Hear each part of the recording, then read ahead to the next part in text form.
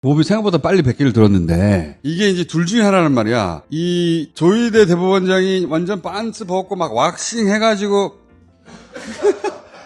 보수 법조 카르텔의 속살을 다 보여주면서 막 총지휘를 했는데 근데 고법이 100개를 들었단 말이야. 이게 이러다 나까지 죽는다 싶어서 고법이 조희대 배신을 때린 것인가, 아니면 조희대가 탄핵은 면하자라며 후퇴 지시를 한 것인가. 둘 중에 어느 쪽이에요? 전 이건 각자 도생이라고 봅니다. 왜냐면은 조희대 성격상 그럴 사람이 일단 아니고, 그 다음에 고등법원 부장님들이 아무리 그동안 돌아가는 상황을 딱 보면 안 되겠구나라고 생각하셨어요. 조희대 따라갔다가 나까지 죽는다? 사실은 처음에 고법에서 그렇게 막 기록 받자마자 보내고 인편으로 송달 양쪽으로 다 시켜서 하고 날짜를 15일로 잡아버리고 이거 자체가 되게 이상했잖아요. 그때까지는 대법관 함께 했잖아. 이재건 부장판사가 대법관이 되려는 이제 생각이 조금 많아가지고 협조를 했던 것으로 지금 보이고요. 우리가 일을 많이 했잖아. 막 100만인 서명운동도 하고 뭐 로그 기록도 깔아 그러고 정말 별별 짓을 다 했잖아요. 그리고 중간에 조희대 대법원장도 벌써 공수처에 고발당하고 탄핵 얘기도 나오고 우리가 할 수 있는 거 다 한다는 걸 보여주고 나니까 야, 얘네랑 같이 가면 큰일 나겠다 이렇게 생각하는 게 아닌가. 노영희 변호사는 고법이 살려고 등을 돌렸다. 고법은 처음부터 눈치를 보고 있었다. 살려고 당연히 돈을 돌린 거고 우리끼리 그런 얘기를 했거든요. 야, 이게 보통 송달하면서 집행관까지 다 보낸다는 얘기를 기자들에게 공지까지 하는 건 알아서 피하시라고 알려주는 거 아니냐? 이 정도면? 아, 이거 곧 정권교체 될 것 같은데 이거를 그대로 진행을 하면 안 될 것 같은데 그래서 거의 기다리고 있다시피 한 게 아닐까. 고법은 처음부터 배신을 어느 정도 60% 정도를 하고 있었다. 두 가지 가능성이 다 있는데 그러니까 수사를 해야 된다. 궁금하니까. 궁금하니까. 저는 뭐 이재건 부장님의 뭐 눈치 보기인지 또는 비서실에 있었을 때 모셨던 양승태 조언인지 또는 조희대 대법원장이 야 네가 빨리 수습해봐라 라고 한 건지 모르겠어요. 조국혁신당이 오늘 공수처에 조국혁신당 검찰해체선봉대 조국이라고 있습니다. 오늘 대검에서부터 공수처까지 가서 조희대를 직권남용으로 고발을 했어요. 우리는 고발 전문 조직이다. 피의자 조사석에서 보자. 그러면 고등법원 부장님들이 참고인이 되는 거예요. 그렇죠. 일단 참고인이 대법관들도 되겠죠. 참고인이 되는 거예요. 되고 이제 피의자는 조희대가 되는 거고요. 대법관들 9명은 그냥 참고이 아니라 공범 아니에요? 참고인으로 와서 조사 중에 피의자로 전환될 수 있습니다. 민주당에서는 9명을 다 했어요. 10명을 다 했어요. 접수는 우리가 먼저 조희대 대법원장이 탄핵이 될까 아니면 탄핵되기 전에 사퇴를 할까? 저는 후자라고 봅니다. 사퇴? 가능성이 높다. 저는 탄핵된다. 버텨서 탄핵을 당할 것이다. 그래야 뭔가 나가서 면이라도 서죠. 장관들은 버티잖아요. 뭐 이상민이 그렇고 버텼잖아요. 근데 법원 내부가 너무 동요하고 있다. 너무 심하게 동요하고 있어요. 이 사람들이 제일 신경 쓰는 건 외부의 시선보다는 부장판사들이 다 사퇴하라고 쏟아져 나오기 막. 예, 서울중앙지법의 김주옥 부장판사 글이 진짜 주옥 같습니다. 맞아. 예. 사퇴하라고. 전국 법관회의 소집해라. 글이 너무 품격이 있어갖고 밑에 저도 이걸 옮겼는데 댓글이 이것이 판사의 글이다. 맞아. 나 읽어봤거든. 처음부터 끝까지.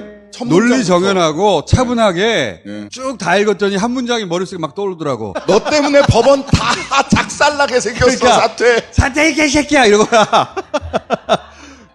법어의 언어로 차분하게 쓰셨더라고. 예, 그래서 힘이 굉장히 세요. 코트넷에 올라갔는데 밑에 댓글이 굉장히 많이 달려요. 엄청 많이 평상시에 코트넷이 이제 법원 내부 판사들 내부망이거든요. 그 댓글에 평소에 정말 한 말씀도 안 하시던 분들의 댓글이 달린다는 거예요. 왜냐면 복장 터지고 있었거든. 네. 진짜로. 네. 아니 왜 대선에 지가 끼고 그래? 대법원장 미친 새끼 아니야? 속으로만 그러다가. 사법부는 대법원장의 사조직이 아닙니다. 문제는 제목이. 그 댓글이 몇 시에 달렸나를 봐야 돼. 왜? 고등법원에서 6월 달로 넘기고 난 다음에 달렸냐, 그 전에 달렸냐. 이거 어쨌든 봐요. 이 글은 넘기기 전에 이 글은 넘기기 전에 올라갔고, 올라갔고. 댓글은 그 이후가 많다. 아이 분위기 넘어갔구나. 근데 우리는 그 정도까지는 봐준다. 그럼요. 아이. 봐준다. 이러면 본인이 버티기가 어렵습니다. 자기 내부의 판사들끼리의 평판은 굉장히 신경을 씁니다. 네. 대법원장을 향해서 부장 판사들이 막 일어나가지고 점점 말을 썼는데 결론은 그거야, 한 줄로 하면. 그게 막 귀에서 막 맴돌아, 관도 이 개새끼야가.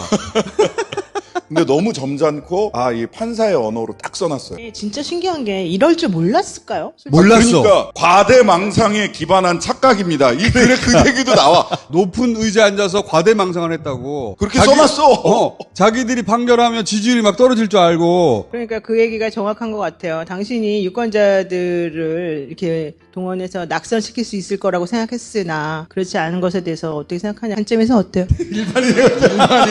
법대 출신이에요. 일반인이라니. 법대 법대 출신. 그때 나왔어? 법대 나왔어. 네. 법대 출신. 사실도 봤어? 아니 공무원 시험 봤다고. 저는 분명히 그 지점을 노린 거라고 생각해요. 너희끼리 분열해라. 그럼 당장 플랜 이제 B 어쩌고 저쩌고. 원래는 그렇죠. 새로운 이제 후보를 만들어내라 뭐 이런 거. 홍상훈 기자님도 잠깐 그 생각을 하시더라고. 우리 플랜 B 있어야 되는 거 아니냐. 어림도 없지. 그 당시에 너무 다들 패닉이었으니까 그때 너한테 문자가 얼마나 많이 왔는 줄 아세요? 음. 플랜 B는 없습니다. 플랜 B는 없어야 됩니다. 플랜 B는 국회가 나서서 없도록 만들어야 합니다. 국회 모든 권한을 사용해야 됩니다. 다시는 나한테 그런 문자 보내지 말라. 일단 법대 졸업한 일반인의 관점을 들어봅시다. 그래서 이제 플랜 B가 꾸물꾸물 기어 나오면 그러면 이제 여론이 갈라지고 이제 이재명 대표 위험하니까 예비용으로 놨던 후보가 막상 이재명 후보가 정말 날아갈 상황이 되면 어떻게 변할지는 지금 국힘을 보시면 알 수 있죠. 네.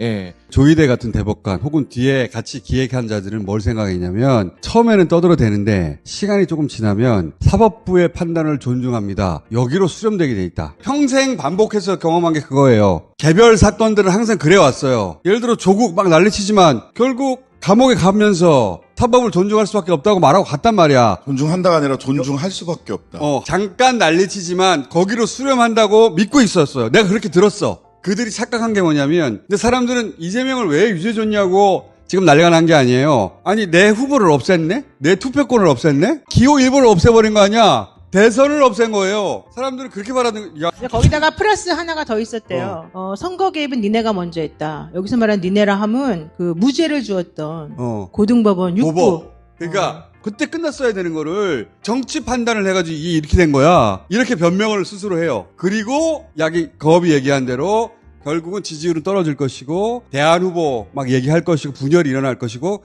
그 사이에 단열화해서 이긴다. 이거예요, 그거지. 이거. 그거지. 그 개혁이야. 김주옥 판사는 뭐라고 얘기를 했냐면 독선과 과다망상에 빠져 안이한 상황 인식으로 승산 없는 싸움에 나선 대법원장. 이렇게 정리를 해놨어. 이거는 야 이 미친 새끼야 이거거든. 그럼에도 불구하고 저는 사퇴 안 할 것 같다는 게 뭐냐면 나도 사퇴 안 할 것 같은데. 왜 그러냐면 이 조희대뿐만이 아니라 판사 출신들이 뭐 부장쯤까지 하고 나서 변호사하면 되게 힘들어하는 게 내가 이 결론이 맞다라고 변호사로서 의견서를 냈는데 그걸 안 받아들이잖아요. 이 사람들 실제로 멘붕을 느껴요. 왜냐면 판사할 때는 내가 결론이 끝이었잖아요. 내가 결정하면 거기서 정해진다라는 망상에 사로잡힌 사람들이 많았어요. 이 부분은 저도 총수가 적극적으로 공감하는 게 선을 넘어버렸죠. 우리가 그 법원 판결을 다 무시해버리면 우리 체제를 부정하는 거고 아노미 상태를 우리가 불러오는 거니까 꾹 참고 그냥 받아들였던 뿐인데 여기까지는 안 되는 거죠. 이와 같은 절차 진행에 대한 이재명 후보 측의 극심한 반발과 의심, 대법원장과 대법관 고등법원 판사에 대한 탄핵 논의, 반 이재명 측의 대법원장에 대한 전폭적인 지지와 응원과 기대 표명, 이 모든 절차와 과정 반응들은 조희대 대법원장이 이재명 후보의 최대 정적으로 부상했음을 뚜렷하게 보여준다. 이재명의 정적이 됐다는 거야. 제목이 그거야. 그러니까. 조희대 대법원장은 반 이재명 정치투쟁의 선봉장이 되었다. 대선이 선거가 사라지고 이재명과 대법원장의 대결이 돼버렸잖아. 그러니까요. 그치. 사법부와 어느 정치인이 대결을 하면 무조건 사법부가 이긴다고 생각을 하는 과거에는. 거예요. 자기들은 이 정도 했으면 문제가 수습될 거라고 생각하죠. 절대 그렇지. 이대로 끝나지 않습니다. 끝나지 않는다. 대선 개입의 민낯이 그대로 드러났기 때문에 조희대와 사법부 내란 카르텔 끝까지 파야 됩니다. 그렇지. 그래서 책임을 물어야 돼요. 탄핵안도 그대로 들고 있어야 됩니다. 조금만 틈을 주면 주면 또 무슨 짓을 할지 몰라요. 사법부는 대법원장의 사조직이 아닙니다. 근데 사조직처럼 운영했기 때문에 의회 절대 다수당인 190석 가까운 지금의 현 야당과 사법부는 완전히 척을 졌다. 지금 곧 행정부와도 척지게 생겼. 왜냐하면 이재명이 대통령이 될 거기 때문에. 조희